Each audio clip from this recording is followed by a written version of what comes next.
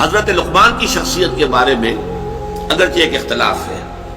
بعض مورخین کے نزدیک یہ عرب بائدہ سے ان کا تعلق ہے۔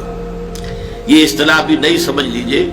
عرب بائدہ کہتے ہیں ان اقوام کو کہ جو نسیم منسیہ ہو گئی، عرب کی پرانی اقوام۔ قوم عاد تھی بہت بڑی قوم جس کی طرف حضرت ہود بھیجے گئے تھے، وہ ختم ہو گئی عذاب الہی سے، اس کا وجود نہ رہا۔ قوم سمود تھی بہت بڑی قوم جس کی طرف حضرت صالح بھیجے گئے، وہ ختم ہو گئی، نام و نشان مٹ گیا۔ یہ کہلاتے ہیں عرب بائدہ، پرانے جو ختم ہو گئے۔ پھر یہ عرب عاربہ اور پھر عرب مستعربہ، یہ تین اصطلاحات ہیں، پھر کبھی کسی موقع پر ان کی وضاحت باقی کی کروں گا۔ عرب بائدہ کی میں نے اس لیے کر دی ہے کیونکہ ایک رائے یہ ہے کہ قوم جو عاد تھی اسی میں سے ایک بادشاہ لقمان تھے، لقمان ابن عاد، اور یہ بہت حکیم اور دانا انسان تھے، بہت فہیم، بہت سمجھدار انسان تھے۔ ایک رائے یہ ہے، اور ایک رائے یہ ہے کہ در حقیقت قوم عاد جو ہے جب تباہ ہوئی ہے تو اس کا کچھ حصہ جو ہے جو بچ گئے تھے اہل ایمان، وہ یمن میں جا کے آباد ہوئے، وہاں انہوں نے ایک حکومت قائم کی، وہاں پر ایک بادشاہ ہوئے ہیں لقمان نام کے۔ لیکن یہ زیادہ تر تاریخی حوالوں سے یہ بات کہی جاتی ہے۔ صحابہ کرام رضوان اللہ تعالی علیہ مجمعین کی جو رائے ہے، جن میں کہ میں آپ کو گنوا دیتا ہوں۔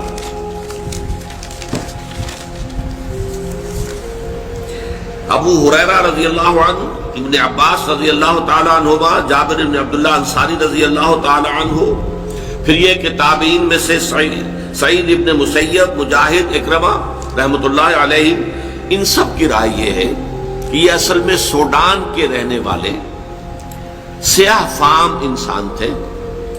اور سوڈان کا جو شمالی کنارہ ہے نوبیا کہلاتا ہے، وہ تقریباً مصر اور سوڈان کے درمیان پڑتا ہے، وہاں کے رہنے والے تھے، پیشے کے اعتبار سے کارپینٹر تھے،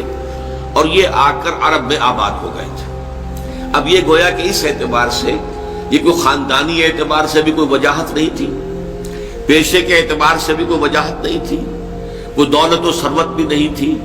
دنیاوی اعتبارات سے کوئی اس طرح کی معروف شخصیت نہیں، لیکن اللہ نے حکمت عطا کی تھی۔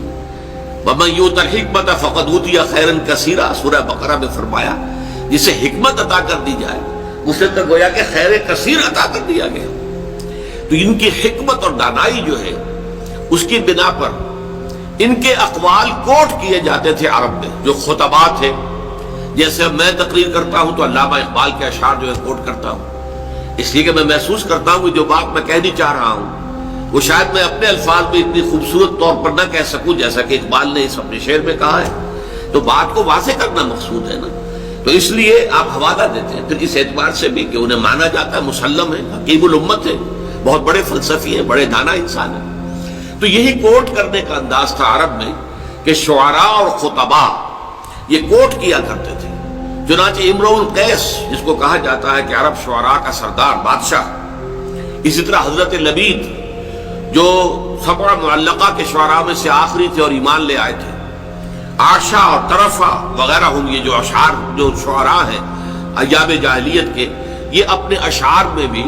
لقمان کے اقوال کا، دیکھو لقمان نے یہ کہا تھا، دیکھو لقمان نے یہ کہا تھا، اس اعتبار سے ان کا چونکہ حوالہ دیا جاتا تھا۔ اور بلکہ تاریخ میں یہ آتا ہے کہ حضور صلی اللہ علیہ وسلم سے ایک شخص نے آ کر معاملہ کیا تھا، سوید ابن صامت نے، اس نے یہ کہا تھا 3 سال قبل ہجرت سے مکے میں آیا اور کہا کہ اے محمد، میں نے سنا ہے تم بہت عمدہ کلام پیش کرتے ہو، تو میرے پاس بھی ایک کلام ہے جو بہت عمدہ ہے، میں اپنا کلام پیش کرتا ہوں، تم کیا کلام پیش کرتے ہو، تم لاؤ۔ تو اس نے خود جو ہے حضرت لقمان کے نصائح کو پڑھ کر سنایا، ان کی کوئی چیزیں جو ہے، یہ صحیفہ لقمان کے نام سے وہاں پر موجود بھی تھا، عرب کے اندر موجود تھا، اب بھی اس نام سے کچھ کتابیں مغرب میں بھی بکتی ہیں، لیکن ان کی اوتھینٹسٹی جو ہے وہ ظاہر بات ہے کہ یقینی نہیں ہے۔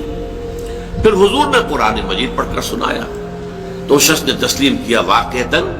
جو کلام آپ پیش کر رہے ہیں وہ بہت بلند تر ہے، بہت اعلیٰ ہے، بہت عرفہ ہے، اگرچہ یہ کہ اس کا ایمان لانا ثابت نہیں، ایمان نہیں لایا، واپس چلا گیا اور پھر جنگ بعاث میں مارا گیا۔ بہرحال قرآن مجید میں اسی انداز سے اتمام حجت کے طور پر پیش کیا جا رہا ہے حضرت لقمان کی نصائح کو کہ دیکھو لوگوں، اے قریش کے لوگوں، جن باتوں کی تعلیم محمد تمہیں دے رہے ہیں صلی اللہ علیہ وسلم، جن باتوں کو ماننے کی دعوت دے رہے ہیں، تم جسے ایک حکیم اور دانا انسان سمجھتے ہو، جس کے اقوال کو تم کوٹ کرتے ہو، تمہارے خطباء اور شعراء جس کا حوالہ دیتے ہیں، اس کی بھی بنیادی تعلیم وہی تھی کہ جو آج محمد پیش کر رہے ہیں صلی اللہ علیہ وسلم۔ حضرت لقمان کی شخصیت کے بارے میں یہ بات سامنے آ چکی کہ وہ ایک قول کے مطابق عرب باعدہ سے متعلق تھے، قوم عاد جو اوریجنل قوم عاد تھی، اس کے بادشاہوں میں سے ایک بادشاہ تھے، یا ان پر عذاب آنے کے بعد جو اہل ایمان ان میں سے کچھ چلے گئے، یمن میں آباد ہو گئے، تو وہاں جو ان کا ایک نظام بنا، اس کو وہاں کے بادشاہ تھے، واللہ عالم۔ لیکن دوسری رائے جو ہے زیادہ وزنی ہے، صحابہ کرام سے جو مروی ہے، وہ یہ ہے کہ وہ سوڈان اور مصر کے درمیان نوبیا کا علاقہ، وہاں کے رہنے والے ایک شخص تھے اور سیاہ فام تھے، پیشے کے اعتبار سے بڑھئی تھے، لیکن اللہ تعالیٰ نے حکمت سے نوازا تھا، عقل سلیم، فطرت سلیمہ، یہ دو نعمتیں ملی تھی جس سے وہ بہت سے بنیادی حقائق جو ہیں فلسفے کے، ان کو انہوں نے حل کیا۔ دوسرا پہلو ان کے بارے میں یہ نوٹ کر لیجئے کہ تقریباً اجماع ہے کہ نہ وہ نبی تھے اور نہ کسی نبی کے پیروکار تھے، اس پر اجماع ہے۔ ایک شریف انسان، سلیم الفطرت انسان، نیک سرشت انسان، جس کو اللہ نے عقل سلیم بھی عطا فرمائی، نہ نبی تھے نہ کسی نبی کے پیروکار تھے۔ صرف حضرت اکرمہ کا ایک قول جو ہے، یہ شاذ قول ہے جو ملتا ہے کہ شاید وہ نبی تھے، لیکن اجماع امت جو ہے اس پر ہے کہ وہ نبی نہیں تھے، نہ نبی تھے نہ کسی نبی کے پیروکار تھے۔ اور میرے نزدیک اس رکوع کے مضامین کے اندر داخلی طور پر بڑی ناقابل تردید شہادت موجود ہے کہ نہ وہ نبی تھے نہ نبی کے امتی تھے۔ اگر نبی ہوتے تو وہ بہت سی ایسی باتوں کا تذکرہ بھی اپنے بیٹے سے کرتے کہ جو صرف وحی کے ذریعے سے معلوم ہوتی ہے۔ وہاں پھر جنت اور دوزخ کا ذکر بھی آتا، کہیں فرشتوں کا ذکر بھی آتا، کسی کتاب کا ذکر بھی آتا جو نبی کو دی گئی ہو، کسی صحیفے کا ذکر بھی آتا۔ ان تمام چیزوں سے یہ پورا رکوع خالی ہے۔ اور اسی طریقے سے اگر کسی نبی کے پیروکار ہوتے تو اپنے بیٹے کو یہ نصیحت بھی کرتے،